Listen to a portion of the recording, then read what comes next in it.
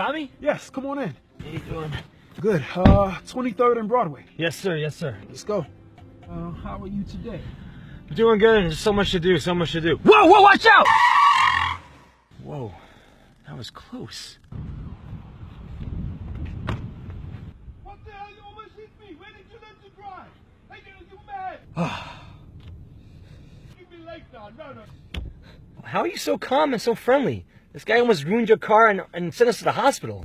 Well, I'll tell you something, man. People are like garbage trucks. Really now? How's that?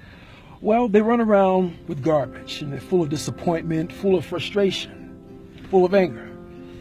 And when their garbage piles up, they need a place to dump it on. And sometimes they'll dump it on you. But you know what? You don't take it personal. You just wave, smile, you wish them well, and you move on. Don't let their garbage spread to the people at work, at home, or on the streets. You love those who treat you right, and you pray for those who don't. See, now life is 10% of what you make it. The other 90 is how you take it.